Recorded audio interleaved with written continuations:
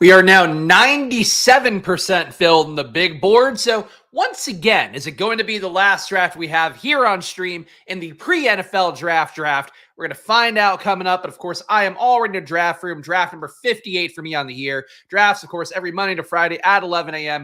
We're going to keep it rolling here. But I'm excited to be in the 3-hole. I'm thinking about running backs today, but being in the 3-hole is very much a wide receiver spot, so we'll see how we do. It does seem like we only have one regular in here. Our guy Chunk the Deuce, of course, did a great job on stream a couple weeks ago after he got the guest hosting spot on Splash Play. So we'll see what he does in this draft, but we'll see if any of these other guys are in the chat and they emerge and they peek out from behind the corner like little rats. That's what we're looking for. But shout out to all you guys watching live or after the fact. Of course, starting here a little bit early because I was in the room waiting for it to fill, and it did in fact fill. All right, so I'm low on Bijan right now, deliberately low on Breece Hall. We have Tyreek here. We have Jamar Chase. Got to tell you, I'm thinking about dabbling in running backs here, but this is a soft room potentially. Let me get Tyreek. I'm running through the gamut here, but trying to think through, of course, how the room's going to go. Because of the fact this is a more normie room, I think I can try to really bleed out wide receiver early and have that work for me. Again, I put Kyren Williams in the thumb because I would like to get some more Kyren for the season ends, for this draft season ends, this portion of the draft, I suppose, ends. But fortunately, not looking the most likely here, unless Kyren falls to 22, which would be pretty sick, but probably not going to happen. Check the chats, too. It's also in the process of uploading some the new overlay that shows all the names of the members here that subscribe to Splash Play. So I was like, oh, fuck, there's still like 10 spots that I have to fill. So I was just waiting around doing graphics, how I do it. Spags to go to best ball. I will take that, and I appreciate that very much. I think there's a lot of people with a claim to that one, much better than mine. But I'll take the go to best ball streaming right now. I know Pete's, of course, the king in the space. You have your Liams. You have the ship chasing guys as a crew, which I feel is unfair. You have your fantasy flocks, your Ron Stewarts. Most prolific best ball streamer. I know I'm holding that crown. Nobody else has got 58 on stream under their belt. 59, counting the one I did with Pete. Crushing the volume, if nothing else. Quality, you can critique the quality all you want, but, you know, the effort of showing up every day. It's the one thing I've got going for me. Cautiously optimistic, by the way, we might be able to get in one more draft tomorrow, because it had only added about 1% of fill within the last day. So if it adds about 1% of fill today, we would still be in the green, so to speak, being able to do a draft tomorrow. So cautious optimism. We can get one more in to close it out on Friday. But of course, we'll see how that goes. All right, there we go. I think I got the new overlay up, right? This works. There we go. There's the thank you, Squirt Squad. A little early thank you, Squirt Squad. All right, so big runner receiver here. Breece goes ahead of Bijan, which you've not seen that often lately. Breece starting to settle in a little bit later in the first round in a lot of rooms. Yesterday, saw a drafter getting Breece Hall and Garrett Wilson together, which is not a combo that's been available for most of this draft. So interesting to see Breece here going at 5. Marvin Harrison Jr. goes to the turn. Kyren also at the turn. DC 352 for what it's worth. Building a team that I can enjoy at the 12 hole, so kudos to him. All right, and we'll see what we get for our pick. Saquon at 16. That's nice. Hopefully that'll knock somebody good back to us. This is a weird room. It's like you have guys going a little bit earlier, like Breece. You have Drake London going a little bit earlier, Harrison going a little bit earlier. And then we have some running back piggy, kind of traditional Saquon stands going at that spot. Jahmyr Gibbs goes at 17. Interesting room. What does this mean for me? We'll figure it out. 140 out of 150 done for Travioli, and only in, I guess, 58 of those done on stream.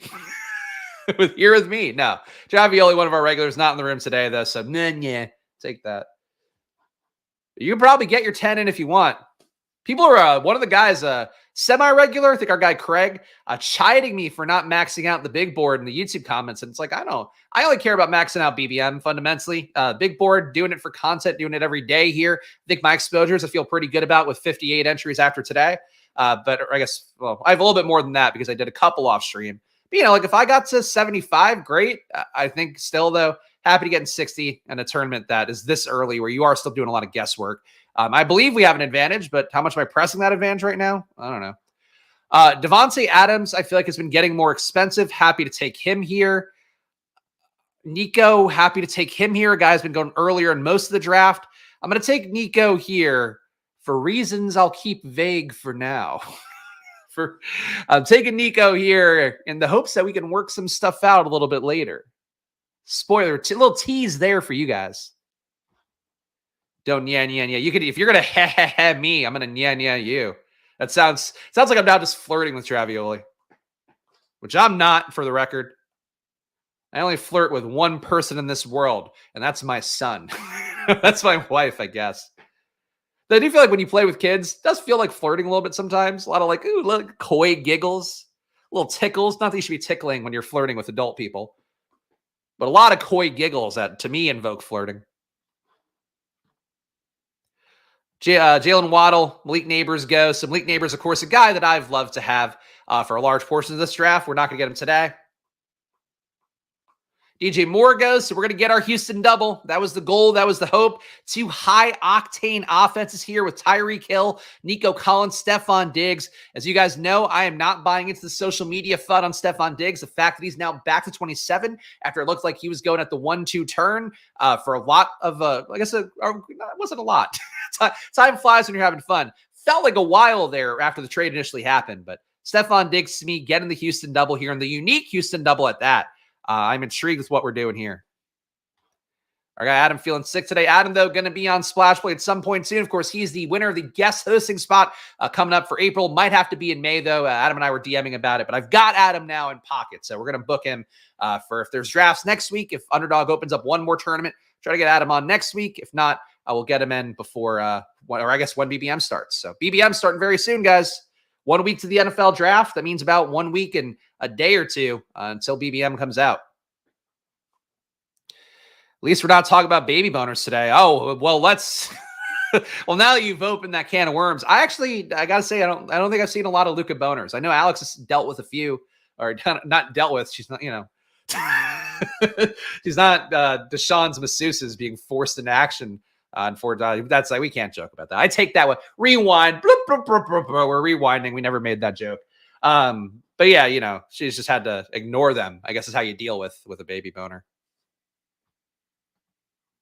There's a reel. They just happen. It's okay. Now are we defending baby boners or adult man boners? I'm not sure which. We got Gabe Davis laughing. It's all we can ask for on a Thursday. Another dreary Thursday here in the Philadelphia area. Rained yesterday. Couldn't even go on my daily 2-mile walk. Trying to be a 10,000 steps guy, and fucking shit weather on the East Coast really prevents you from it. Michael Pittman goes to 34. I think that's a better price tag for him. I've not liked Pittman at all in the 20s, and you guys know I'm in the bag for big Colts as much as anybody. Big Shane Steichen as well in the bag for him. But Pittman, to me, overpriced for a guy that Colts want Malik Neighbors, Colts want Brock Bowers. Both those things would be awful for Michael Pittman. More likely, I think what could happen, Colts get Brian Thomas falling right to them at pick 15, and that could be a whole lot of trouble for Pittman getting targets, because Brian Thomas being open downfield with AR's arm, my goodness, that would make me feel pretty good about him being the new, much better Alec Pierce. For Spags, okay, thank you. I will take that. Baby Boner was my nickname in college, Sobs. Can you imagine if that were your nickname for real in college, though? Like, oh, here comes old Baby Boner. And they're like, how'd you get that nickname? And what do you say at that point? You go, well, like, you got to own it, I guess, at that point. And just be like, yeah, like, I'm the Baby Boner guy. Ha, ha, ha. And then maybe women will be like, I'm so curious. And they're like, oh, it's so cute. It's like one of those little bananas. That's the hope. It's the hope. Hit the likes, people. Yes, hit the likes for this channel. The only best ball channel that could do things like this, conversation-wise. Pete could do it. Pete's not showing up Monday to Friday. He's gotten fat off the land. He's a hog. He's going to get slaughtered in the stream wars with all of his views. I am not going to pull up that chat, Gabe Davis. That's rude. They have adult film stars in their region as well. All right, some nice picks on the board here that we can do. See what Tramish does here. Tramish. Fun Pokemon name, if nothing else. Apologize if I'm insulting his culture by saying his username is a Pokemon name. Romo Dunze goes, that would have been my sweet boy there. Well, McBride wouldn't be a bad pick. I got to try to push Stroud down. Or do I just lock Stroud up because he matters so much to me? Let's just lock Stroud up. I would like to push him down. I don't trust Princessa. I don't trust Kamig Pie here. These look like people that would snipe me on the QB that I need. So we're taking Stroud, pick 46. I think this has been a point of discussion. Actually, it was on ADP chasing yesterday, the stream that competed against us. So I didn't watch it until later, as I would recommend all of you guys do. But great video, of course, with Pete, with Gretch, with who else? With Davis, and with Sam Sherman, of course. He does a great job herding the cats on that show. But in general, I think their assessment was that Stroud, his ADP is okay as long as he's going behind Josh Allen, Lamar, Jalen Hurts. That's been where I've been as well. I think Stroud, especially if you have Houston players, I can see the temptation to reach for him earlier, but without the rushing upside, like I think Stroud could be an MVP winner this year. Again, as I've mentioned, I think he can throw for 300 yards in a game reliably on DraftKings. Keep that in mind because he's probably going to be way too cheap when DraftKings Millie Maker opens. For CJ Stroud, though, like I think he's in a nut spot. That said, he doesn't run. So he runs maybe a Joe Burrow amount at best. So for him, he's got to be behind Lamar, got to be behind Hurts, got to be behind Allen. But I think he's ahead of Mahomes. I just don't think Mahomes goes nuts throwing it. It's not how you win as a veteran QB that knows what you're doing. I've had some critiques lately about not taking enough Christian Kirk from one guy I respect. A guy, Patrick, was actually watching the entire catalog in reverse of all the streams that I've done. Miami, Houston. For some reason, to me, this feels like a Marquise Brown spot, but I'm low on Amari, or at least like not as high as I should be based on the fact I do like him. I'm going to take Amari here. Deshaun Watson still not able to go and throw, apparently, is the latest reports on him. Kind of worries you a little bit, but I guess if it's Jameis throwing to Amari Cooper, we might end up in a better situation, honestly. Yeah, Cooper, I'm at 8.2%, so we'll get safely above the field on Cooper. Team so far, definitely vet-laden. We've got CJ Stroud, Tyreek Hill, Nico Collins, Stephon Diggs, Amari Cooper. Those are your guys. Kirk was cheap, very cheap in the tournament open. Yeah, he was cheaper before, which I'm okay with. I think the assumption for him now is that he's definitely, to me, going to get displaced by somebody. And I think he's priced like people are going to take him as the wide receiver one, or that they think he's going to be wide receiver one in Jacksonville. And as we know, Brian Thomas, possibly another spot for him. A.D. Mitchell wouldn't be great, though I think Christian Kirk can maintain a target share against A.D. Mitchell. But there's a lot of guys that can go to Jacksonville and upset Christian Kirk. And I think where he's priced right now, it's saying that he's going to be the star of Jacksonville. And you add in the fact, too, that I am down on Jacksonville. I think that Doug Peterson finds his way to be getting fired this year. That's my bet. I think they're a team that's going the wrong way, as Peterson teams do. We'll obviously see, though. I get the value on Kirk in general, but at 50, 40, not for me. Shout out to guy Bindles. I don't know who got the memberships, but hey, to all you fine folks, welcome to the family. And shout out to Bindles, the most generous man in the best ball community. And Bindles, by the way, doing great streams very frequently on his YouTube channel. So check out Bindles. I don't care. Is he stealing my audience with all this generosity? I don't care. Go check out Bindles. Room for growth for all of us. And Bindles, appreciate you. But the hat's off. Now I don't have to talk like that anymore. Bindles, I appreciate you. You're one of the best. Bindle's building his own channel, though. It's fun to see guys putting in the work. It's one thing I'll always say. When I had my blog stuff back in the day, when I had Guyism in my blog before that, which was, had some notoriety, even though it wasn't anything that you guys would know. It's called Blog of Hilarity. If you maybe existed in the early 2000s reading Gawker, you would know the blog I'd created in college. But anyway, it doesn't fucking matter. Point being, though, people had asked me about, like, how do you have success on the internet? Like, how do you have success doing blogs? And it's a little bit different now because you have so many creators doing stuff. The biggest thing, though, that people have the hardest time following up on is showing up every day and doing the thing, especially for a blog, for a website, for social media, do the same thing. Posting every day is a big part of that. So, doing that work is like half the battle.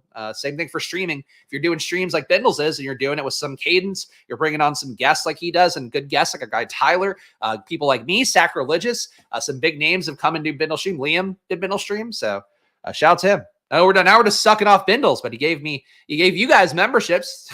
He gave me $25. Take it. Sammy rebranded seemingly as two different things. He's got Telesco TV, and Sammy also has Telesco University, I saw in the comments. So Sammy's got something. Sammy's it really does feel like a family reunion here where it's like, Sammy's our wild uncle who just great time. Love to have him around. Throws you for a loop. Just tune in and gifted a sub. Appreciate you, Bindle. Shout out to D-Will here. It's how it lucks out sometimes. I feel like we've had a lot of like the regulars getting the subs lately, but glad to have new people in. Of course, welcome to the community if you're new around here. And of course, do hit that subscribe button, hit that like button. We got drafts every day. As long as there's a tournament that I can get into Monday to Friday at 11 a.m. Drafts until the season starts. That's the show at Splash. That's what Splash Play is now, is just gambling for content on a daily basis. Team so far as we head into our first pick in a while: CJ Stroud, Tyreek Hill, Houston double, Nico Collins, Stephon Diggs, and Amari Cooper. Definitely can go another receiver here. Can also try to drill in on another position. Don't mind either option, really. Addison at ADP. Deontay Johnson, I do not mind with the glow up coming Bryce Young's way, with Dave Canales being his coach. Aaron Jones, David Montgomery. Montgomery, I don't mind. Amari Cooper, or excuse me, James Conner, I don't mind. Nothing to correlate with Amari Cooper right now. I'm gonna go Addison here, just because I do like taking Addison when I don't make the bet on Justin Jefferson, just the hope of getting some Week 17 leverage. So team so far: CJ Stroud, Tyreek Hill, Nico Collins, Stephon Diggs, Amari Cooper, Jordan Addison, and then Tyler now. Now Tyler, I have to equally suck off like I did Bindles, but Tyler, more memberships, welcome to the family. And Tyler, I would never call you baby boner. Your boner is very adult size, and nobody should ever say differently about Tyler. But welcome to the family, all of Tyler's new progenies. And again, because Tyler paid for your membership, now you have to do whatever he says, I think is how that goes. If he wants to paddle you, he's allowed to paddle you, even if it's on the balls. The bare bottom and balls. Tyler can do that to you. Oh, and plugs, yes, and of course, Tyler, due to stream with my arch nemesis, Tom Strachan, over in the Fantasy Sanctuary. Not my arch nemesis. He's very much the least of the problems of that group of Football Outsiders writers that are fucking idiots and don't know how business work. But anyway, I'm sorry, Tyler. I have to get those out probably 5 to 50 more times, and then that won't be good. But go check out Tyler no matter what. Tyler doing a weekly stream once BBM opens with Tom, and Tom does a great job, and he knows best ball very well, even though, foolish. Fools. Brock Bowers goes. You guys know I would have loved to get that one on the way back. We can't get them all. Do you like that move, though? This guy taking Ingram and Bowers. Does he? He doesn't have any other tight ends, right? Okay, yeah, he doesn't have any other tight ends. Like that move. Interesting team for this guy with McCaffrey as the baseline. Goes heavy wide receiver. Bully tight end there. Interesting team. I think this room is live for me to do some extreme zero RB bullshit. But I think this is an okay spot for Aaron Jones as well. And I want to keep some flexibility at receiver. If I take another receiver now, I'm blocked out on all the rookies. Let's take Aaron Jones here, a little bit of a discount. Take him at pick 75. He normally goes 72. We have the bet on Minnesota. It works. Team so far: CJ Stroud, Aaron Jones, Tyreek Hill, Nico Collins, Stephon Diggs, Amari Cooper, and Jordan Addison. Very vet-laden for sure. Yesterday, we grabbed all the rookies that I like. The guys I think are going to be stars as rookies for the most part, besides Troy Franklin. Got them all. Today, so they'll go the opposite.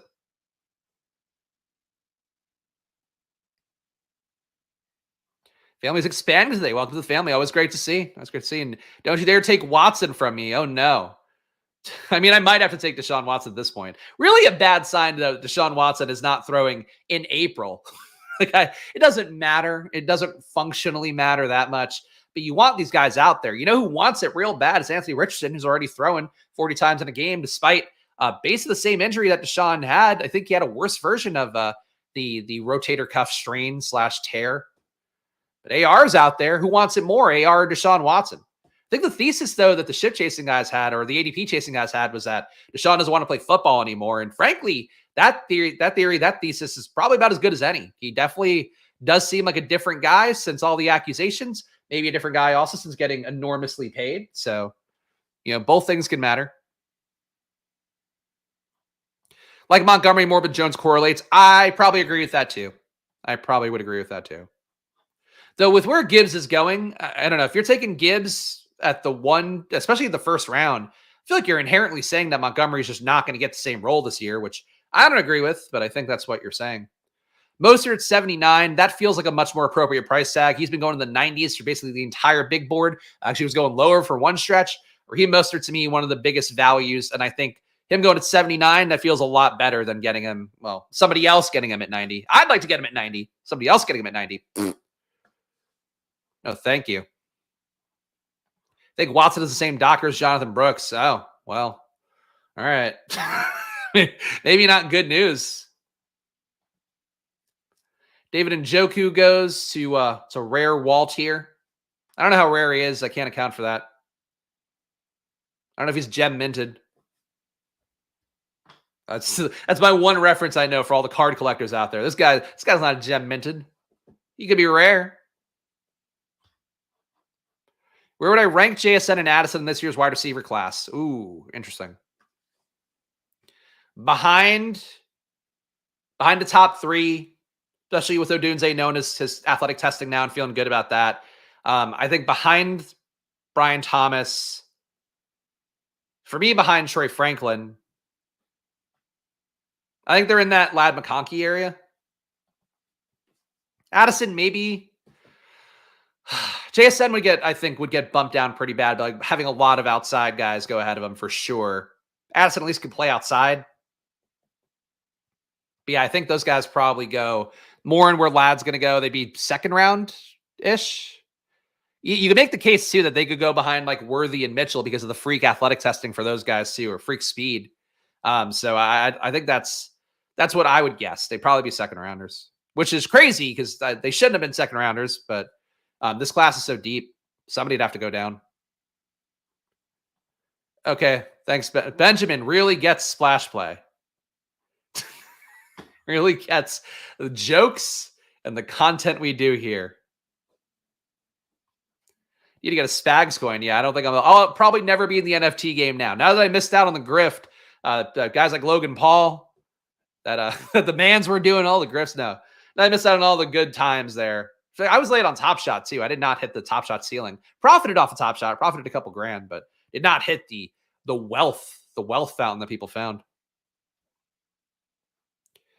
Jones at 7 is kind of nice. I agree.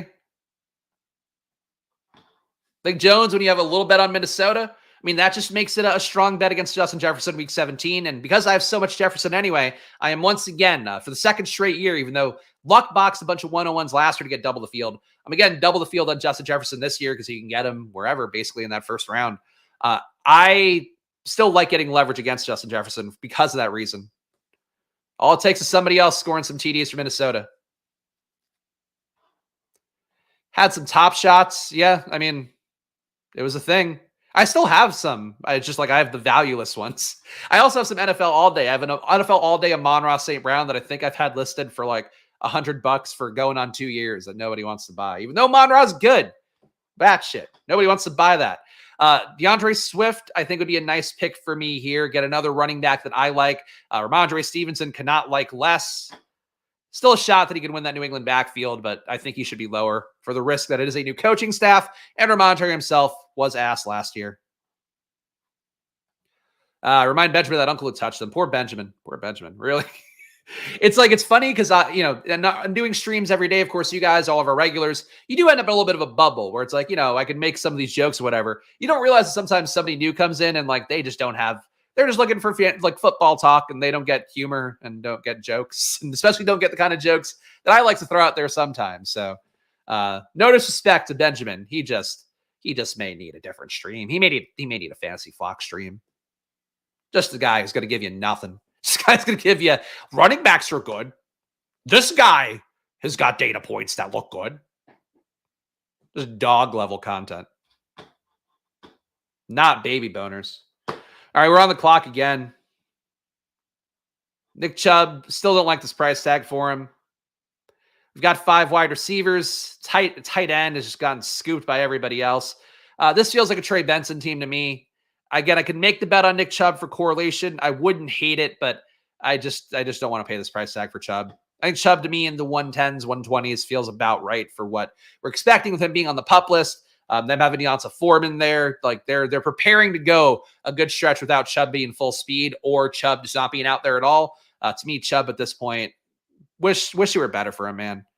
One of my favorite running backs in terms of both the film and the analytics, and it makes me sad that he's going to go out on his sword like many running backs do.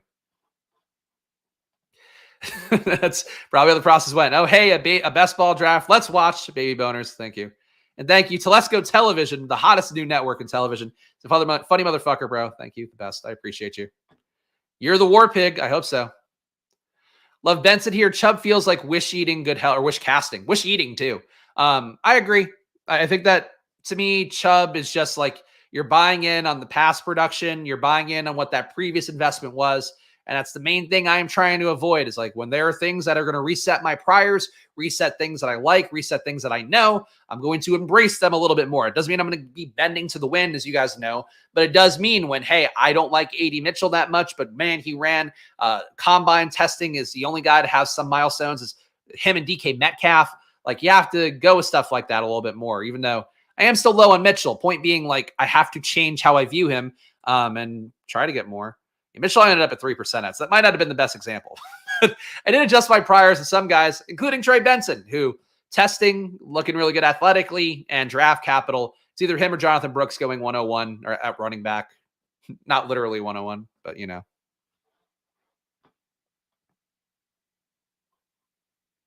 Wish eating is when you go down. Oh, I shouldn't have. I don't know why I just read that. I read that assuming it was going to go somewhere good. And Trey Benson's a dog. And yeah, Adonai Mitchell does have the diabetes. And as Davis Maddock tweeted, I saw, he actually gave a reply because it just made me laugh.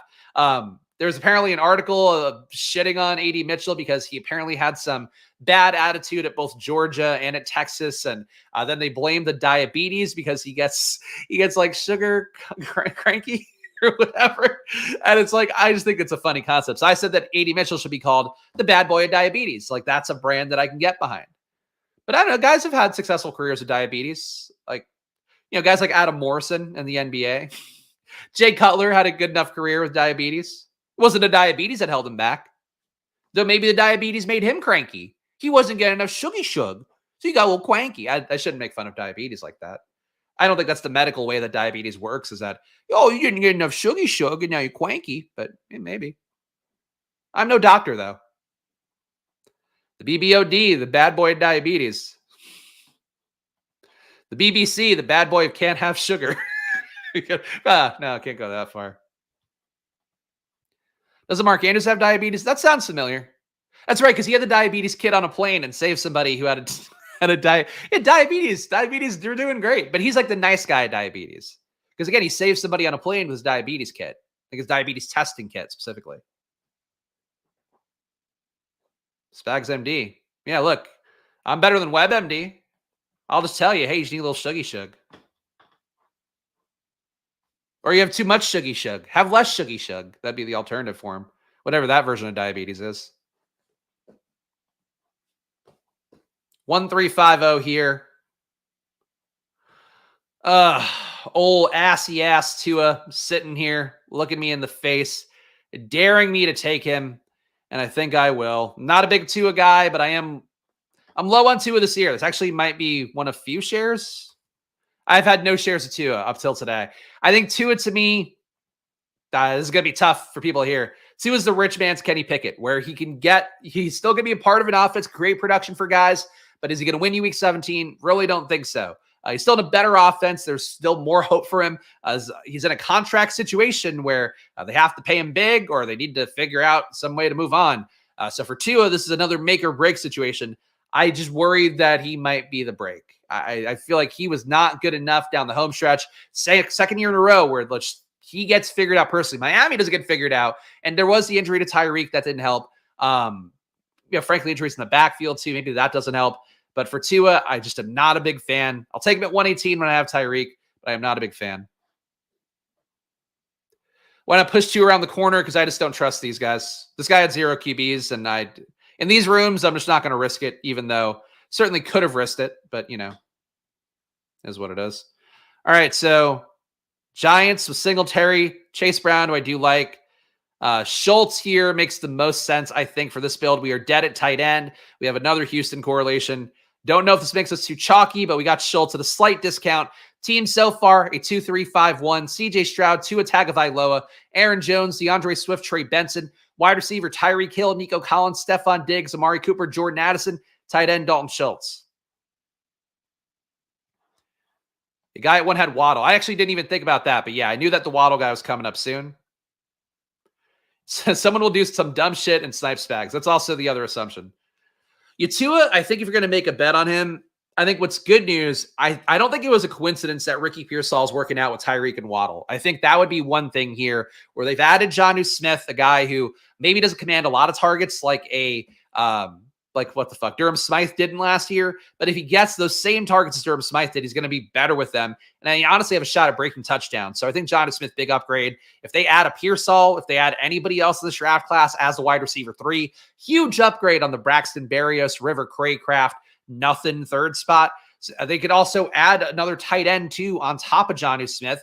Ben Sinnen, I think, would be an awesome fit for them. If they somehow got Brock Bowers, that would be insane for the target share, but that would make them even more explosive. So these are the outs for Tua.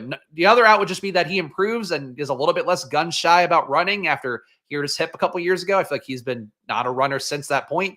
Was never a great runner in college, but I think he did run a little bit more. But that said, these are the things for Tua that could get better. It's just Miami kicks it up another level because defensively they should be worse too. They lost enough guys at free agency that I don't think that's going to look better defensively. So they need to beat people by putting up points. So that's the hope for Tua, is that he can do that. But it's not a bet that I'm comfortable making at volume.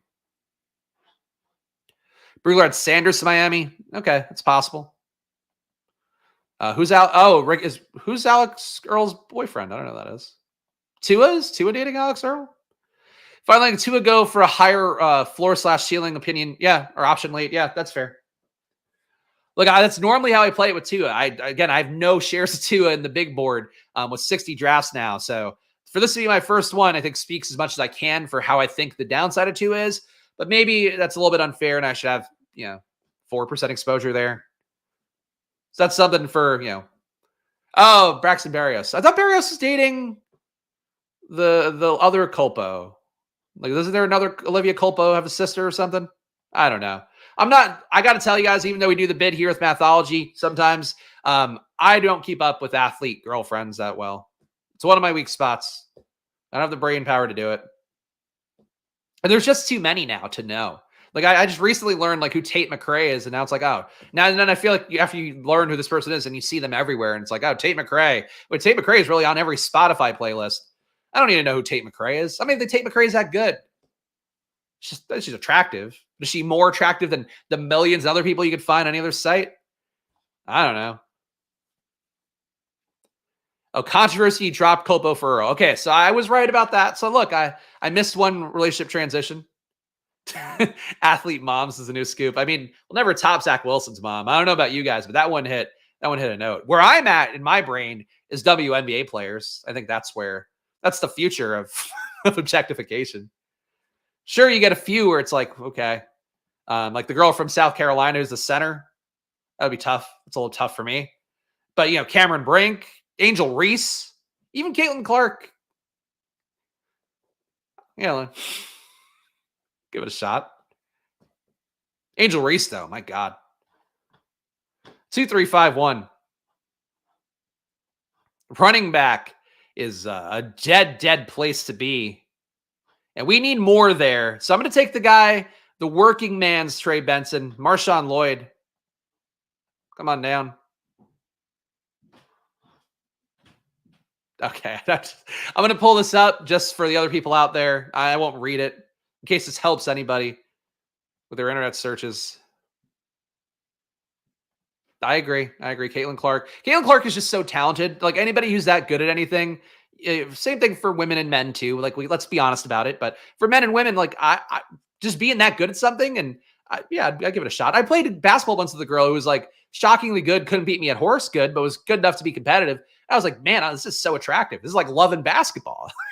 So I get it completely, though. I'm sure that Caitlin Clark would light my ass up in horse. Point being, it's cool to be with greatness. Olympians too. 10 points added on the scale at 100. 1 out of a scale of 1 to 10. All right, Leggett's still here, looking pretty tasty. To me, running back, do I really want to corner the market on Minnesota running backs? I could. But Leggett, Wicks is not a bad pick. I do have a blind spot for Wicks because I always take Leggett over him. And I'm going to keep doing that. I'm a Xavier Leggett guy. Assuming Princessa doesn't take Xavier Leggett, I guess. Okay, they take Ricky Pearsall. Good. Idiot. Ricky Pearsall over fucking Xavier Leggett? What is this, kindergarten? Grow up. I was talking Kavinder twins. Kavinder twins can't ball, though. Yeah, Brink is 6'4". You're 6'5"? Adam's 6'5". Wow. Who's the tallest person in the splash play community? I'd be curious to know. I'm 6'1", so I got that going for me. I feel like people accuse me of being shorter on stream, and it bothers me. I'm a legit 6'1" and have been 6'1" since I was like fucking 17, 16. I just didn't grow anymore after that. It's kind of a bummer because 6'4" was in range. Could have been there. Apparently 6'4" guys are the ones that crush on Tinder and Hinge and all those. So if you're 6'3", lie and say you're 6'4". Dan Sariq Cohen. Attracted how Paige Buckers plays basketball. Apparently Paige Buckers on TikTok is very big in the lesbian community, I saw recently. But she can ball. The issue is that she tore her ACL. But I agree, she's a baller. She was like Caitlin Clark before Caitlin Clark was Caitlin Clark. It's just that she again tore her knee and then that kind of knocked her out. And she got her ass kicked in that game this year too. WNBA fun though. Gotta give the ladies credit. I think the game gets more fun. Watching the women's March Madness this year compared to, not even compared to like watching the WNBA when I was a kid, and let alone some college basketball I've watched in between, some WNBA I've watched in between when betting on it in particular. I think the college basketball product was a lot more fun this year. So I know we've talked about this before on stream, but obviously not with enough regularity that people watching would know. Women, their athleticism coming along at a rate where fucking the views drop. God forbid we say positive things about women. And how they're doing in sports. Women's sports is like gonna be a major thing. So if you're one of those guys out there that just can't handle the idea of like, oh, like women aren't as good as men. Yeah, no shit. We also started playing sports fucking hundreds of years earlier and practically in professional sports 70 years earlier. So like men should be better, but women are getting better and catching up. And if the ratings are there, that shit outdrew everything. That shit outdrew the NBA playoffs, the NBA finals. It's crazy. All right. I'll just go to that. Fucking love women. Female commentators need to be better, TBH. I could go with that one. That's a fair take. Not all of them, though. Like, I think Mina Kimes gets a little bit too much love from people out there. Just because, like, and also she was one of the people that annoyingly tweeted me when I had my Rihanna situation at Barstool. But I think still she does a better job than most men on things. So that's one that I would say is good. And there were some good ones too in the mix. Like I do think Erin Kate Dolan, I've mentioned before, is like a pretty good betting analyst. I think there's some that are definitely coasting by. I know we have a few that I'd worked with in the past that I was like, boy, you're just kind of getting it. And they keep moving up the food chain too, which is kind of weird. But that's true of the men too. Like Kendrick Perkins is a fucking hack. He just does hot takes and doesn't know basketball, and he accuses like Shaq and Charles Barkley of not watching basketball. So the whole broadcast industry is fucked. That's also me being somebody who was close to getting to that level, or not to that level, but getting close to being in the mix for that stuff. Now, like I'm not gonna get in there. I don't think. There was one point, fun fact for Splash Play, before Football Outsiders fell apart, NFL Network wanted me and Pete to do like a pilot stream for that, like a pilot thing that would kind of serve to get interest internally on it. But unfortunately, that was when everything fell apart for Football Outsiders. But that was on the menu of things that were supposed to be done. But now we just give up. Now we got Rihanna. Just search Chris Spags Rihanna. You'll find it. But it's not going to be what you'll find on the internet. It's a tale of me signing NDAs, taking money to shut up and not make Barstool look bad after they really fucked me bad in the situation. But we grow stronger from it every day. And we take Braylon Allen is what we do now. Braylon Allen's on the board. Our guy Jeff T has talked me into being a Braylon Allen slappy because of the fact that he might get Dallas's job if they don't get Benson or Brooks. And that is the take here. Braylon Allen, come on down. Cowboys have seen a lot of running backs, but the only ones they have seen multiple times, Trey Benson, Jonathan Brooks, Braylon Allen. Hope is that we got this Cowboys spot right and that Braylon Allen can beat out Royce Freeman, which is no sure thing. Name the only Olympic event with a better female record than male. It's not track. It's got to be something. Are we talking gymnastics? I think it would have to be gymnastics, right? Sheena Braylon still 17. Is the most jacked 17-year-old in the world. Hey, shouts to the chat, guys. I've not been plugging for subs lately, but a lot of you guys watching live. So again, doing drafts every day, Monday to Friday, 11 a.m. The hope is that we'll get one more in tomorrow with the big board being just shy of 97% filled. So please subscribe. Hit the like button too. We got a lot of passers-by today that hopefully like the stream, but there's a good chance they might hit the dislike button. So help me out here. Hit the like button. Helps me get seen by more people just like you. And if you're watching the stream and you're enjoying it, I like you. You're a person I want to have in the mix. So people like you. Oh, come here. Come get kisses. It's what we say. It's not what we say, to be clear. Gymnastics or figures. Yeah. The little ladies are dominating both those. Deservedly so. I could see fencing being one too, maybe. We got Jonnu Smith here, who makes sense for our Tua bullshit. Do you think that part of the thesis of Tua is that just him having more weapons is going to make him move up, have better fantasy days? So we will take Jonnu Smith here. We have a 2-5-6-2 build, which I do like, despite the fact that we've kind of moved around, jumped around a lot of position. CJ Stroud, Tua Tagovailoa at QB, Aaron Jones, DeAndre Swift, Trey Benson, Marshawn Lloyd, Braylon Allen at running back, wide receiver Tyreek Hill, Nico Collins, Stephon Diggs, Amari Cooper, Jordan Addison, Xavier Leggett. And the tight end correlated with our QBs, we got Dalton Schultz and Jonnu Smith. Could take a third tight end, don't have to. Could keep taking running backs, could keep taking receivers. We're live for a lot here. Beach volleyball, archery or riflery. That's possible. And smash that sub or else. Yes, or else 6'2" bindles will come after you. Me and my army of Amazonian men come after you. Well, men don't have softball. So yeah, women have to be better at softball. Anyway, I didn't realize I've started a gender war here of things. It was funny though that like as I finished my spiel on Caitlin Clark and how like women's sports are valid, just the view count drops by 10. Come on. The stereotypes are very much real. I would be so much more annoying about this shit if I had a daughter too. So you guys are lucky that I have a little fucking lunkhead, meathead boy. Because otherwise I'd be on here like, you guys don't respect women. I'm so tired of people not respecting, and it would be completely valid.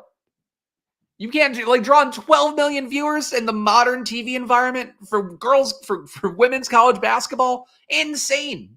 She's the biggest draw since Roman Reigns, the biggest draw since The Rock. Unbelievable. I thought you found the loophole. That's why I guess softball. I get it. Discus with an asterisk. Interesting. Oh, DQ. I can't support this joke as an imaginary girl dad. Olympic cooking. Sometimes you got to give credit when you hit the stereotypical fucking 1950s ass joke, but you hit it at just the right time. It plays. So DQ, give him credit for that, even though I don't want to support it. I can hear my little meathead son running around shrieking right now. Can't wait. Come on. Olympic, you guys. Olympic ironing. What else do we have? Olympic sandwich making. Come on. Get out of here. All right. This is not an unfair take. Depends on the sport, though. Depends on the sport. I do have to say, though, you watched the girl in college. I'm going to keep harping on college basketball. I'm sorry if you're watching the stream. We talk football, too. We talked a lot of football here, guys. An entire playlist of me giving every possible take and every possible pick, every possible spot in a big board draft. The Cardosa girl for South Carolina, who's like 7'2", like she's the ultimate like litmus test where it's like, yeah, Cameron Brink, legit athlete. Caitlin Clark, legit athlete. Cardosa, big bitch. Like she's just a very large woman, and that's all it takes. She isn't good with the ball. She can't dribble. She's just underneath the hoop, tractor trailering it up. So, ultimately, that's the main thing I would say. If you're 7'2", you're still going to get shots. I don't even know what this is referring to, but sure. Serena Williams would have been ranked 300 or so men's tennis. I don't know enough about tennis to say that. I'd love to see a battle of the sexes, though. That would put some butts in the seats.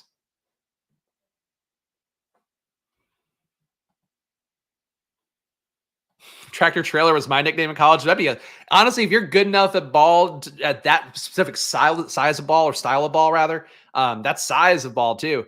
Um, Kudos to you. That's fun. Playing like tractor trailer, I think it would be a good time. I know whenever I play NBA 2K, I didn't buy it this year, but in previous years, I always build like a stretch four. And then when I play my park or like, whatever the online version is, I'll just fucking gas rebounds. I'll just be inside pounding. I'll be inside pounding dudes while they're out there doing their, dribble, dribble, dribble, dribble, dribble, try to get green. I just want to hoss guys. So I'm with that. Tractor trailer is a dream besides the congenital heart defects and such. That part, less of a dream, more of a nightmare. Shout out Meek Mill. 2562 here. So honestly, good amount of guys I like at this point of the board. Bryce Young would have made sense if we took anything Carolina related, though. Leg it to Carolina would be kind of fun. Keaton Mitchell, I don't mind. Still think Miles Sanders, though, undervalued. And when we are kind of not great at running back, I think that Sanders makes more sense for the team. Sanders could win a backfield, and Keaton Mitchell cannot. Keaton Mitchell can get you some touchdowns in November, hopefully. That's still a bet that I'm willing to make. But if for when you need running back room and you have rookies and you hope they land in good spots, I think Miles Sanders makes more sense for this team. So let's give the team a read now that we are through round 16. Got one more pick coming up. We have a 2-6-6-2 here. CJ Stroud and Tua Tagovailoa, Aaron Jones, DeAndre Swift, Trey Benson, Marshawn Lloyd, Braylon Allen, and Miles Sanders bringing up the rear. Tyreek Hill, Nico Collins, Stephon Diggs, Amari Cooper, Jordan Addison, Xavier Leggett get very comfortable managing wide receiver late, so we're going to do that a little bit here. And Dalton Schultz and Jonnu Smith live for a third tight end. Don't need it though, but we are live for it if we want to go that way. 6'5", 225 build. Woo, okay. Now Adam's setting the bar high for when he has to appear on camera. Gonna have him do the vertical leap. To be fair, 7'2" dude has a decent chance of D1 NBA based on size alone too. That is true. That is true. I wonder actually how it affects the bodies differently, because like guys being that size messes up your joints, messes up the whole, posterior chain. Whereas for like a woman, does maybe like having wider hips make it so you're not as messed up by being that tall? If any scientists out there want to tell me, I'm curious to know. Okay, so now we have pushed it back, and Keaton Mitchell's still here. I'm taking Keaton Mitchell 13 picks after ADP. 2-7-6-2 build here would have also at this spot, just to cover things that people might want to do in a similar situation. Tez Walker, good pick. Basically will be the guy that goes to a team that can't get AD Mitchell, can't get Troy Franklin, can't get Brian Thomas Jr., or obviously the top guys too. But Tez Walker, the consolation prize for a deep boundary receiver, fine pick. Noah Fant would be okay here. Jalen McMillan linked to like every good AFC team that's a high octane passing offense. Besides Houston, he's a good pick. Malik Washington earned targets at a high level. He'd be okay. But in particular, I was really thinking about Tez there. So we don't take him. 6 foot, but going to change all my online dating profiles 6'4", and then just wear lifts, and then they won't know. And then one day you just go like, you just maybe take the lifts down little by little, and then they'll just be like, oh, this guy, what? This guy always been this tall? And they'll never know what hit him. Gotta get the football out of my car for my stream appearance so people know I know ball. Oh, there you go.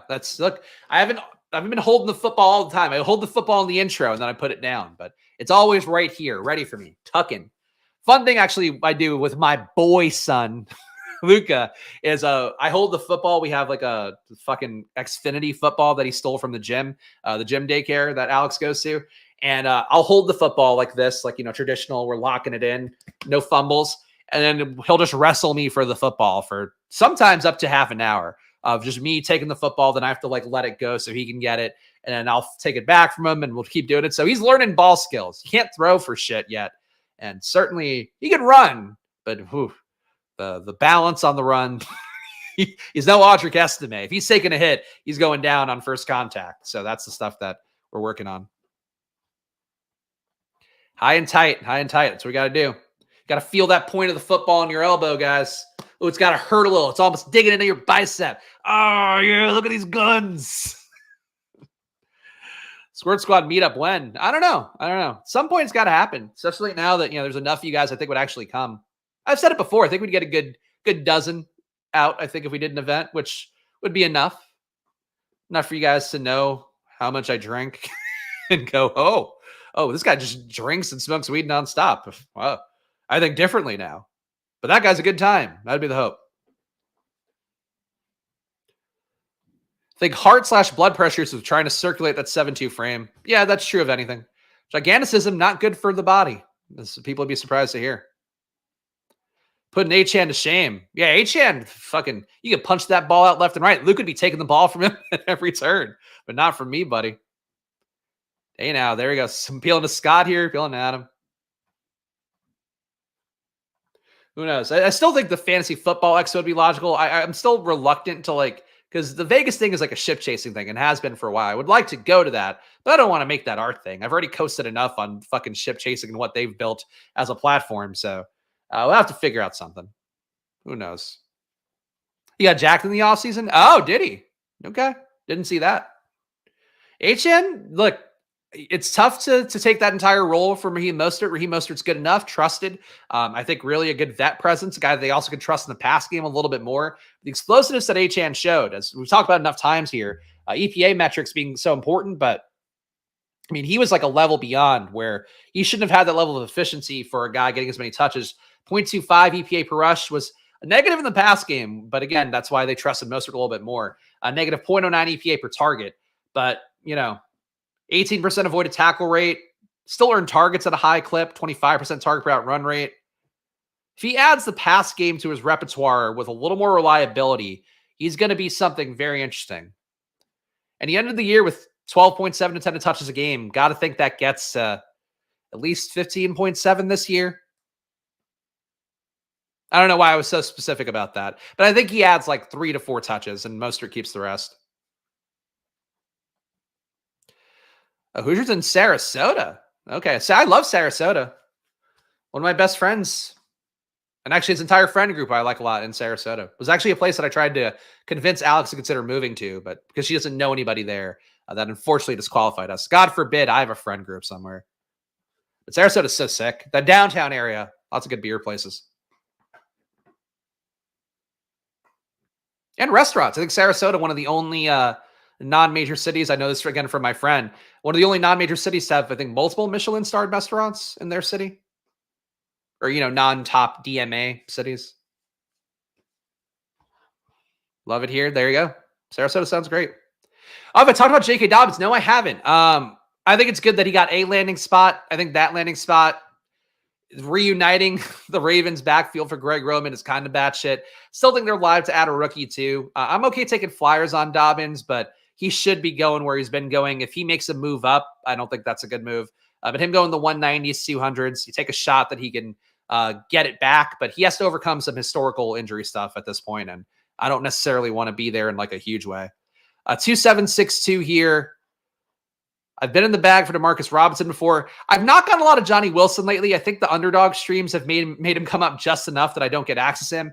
I'm going to take a share of Johnny Wilson here.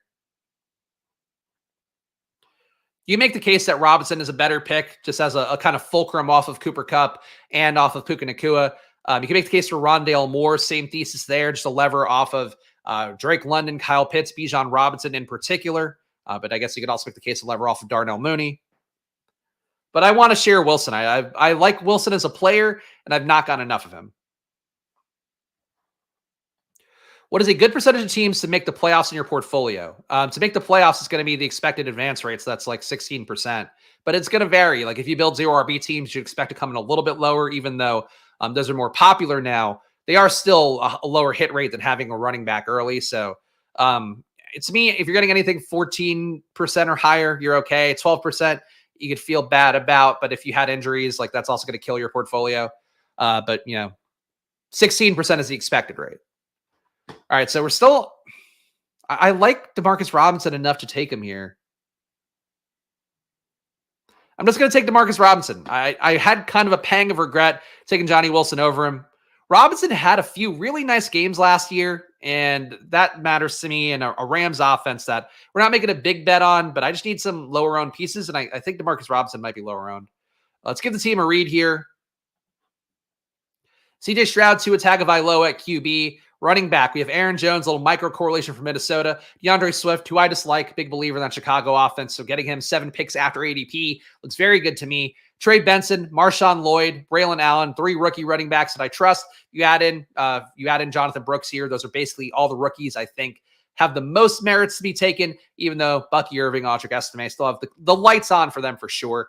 Miles Sanders, Keaton Mitchell closed out our running back room. Again, if you don't take running back early, you make it up in volume, and that is what we did here. Wide receiver, we have Tyreek Hill, Nico Collins, Stephon Diggs, who are Miami and Houston correlations. We have Amari Cooper, Jordan Addison, hoping to get some leverage against Justin Jefferson here. Xavier Leggett, Johnny Wilson, and Demarcus Robinson at wide receiver. Tight end, Dalton Schultz, Johnny Smith. Could add a third tight end as well.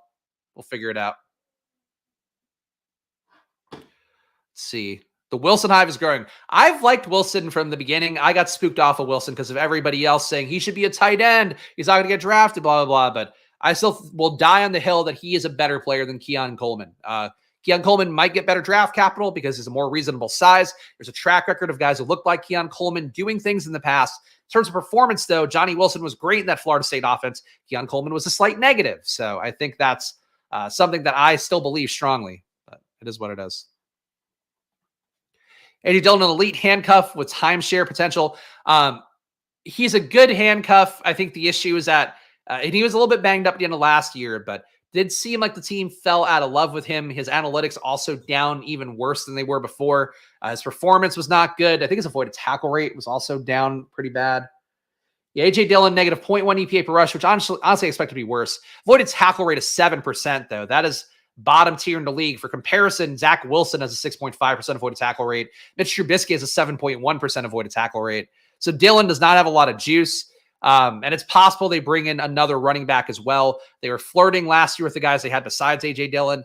This year, they've brought in a couple guys. I think they brought in, no, for sure they brought in Ray Davis. Who else did they bring in at running back? Let me look at the list.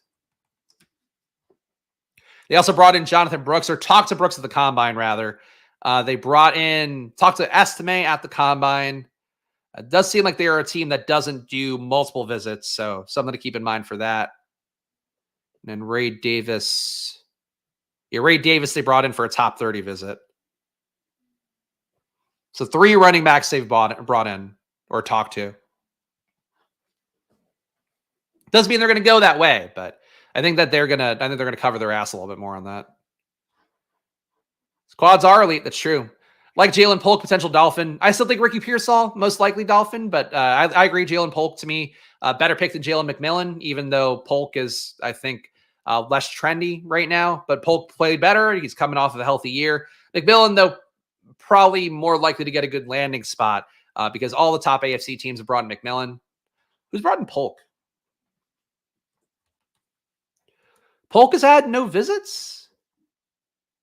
At least on Walter Football, not showing any Jalen Polk visits. Yeah, no, that's weird. Somebody's going to take Polk. Polk is being mocked everywhere as a second-round pick. So it's odd that he's not going anywhere for a top 30, or at least that Walter Football doesn't have him in anywhere. Maybe they're just not tracking him for some reason.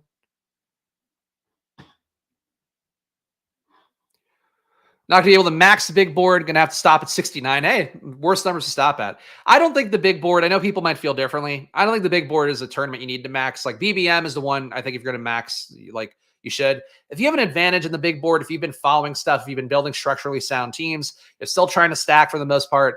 I think your EV on your 50 entries, your 10 entries, whatever the case may be, takes you a little bit further than BBM, where I do believe you have to max that one to give yourself, a shot to get even close to winning.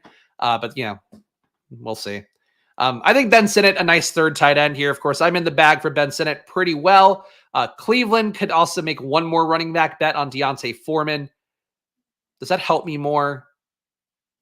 No, you know what? There's a low floor with Jonnu Smith. I think there's a ceiling for Jonnu, but the floor is like 0. Ben Sinnott, come on down. Sinnott could also get a good landing spot. He's been linked to a lot of good teams out there, including the Chiefs. Let me give a Sinnott read because I want to pump Sinnott's bags one more time. Sinnott, Carolina would be the best landing spot.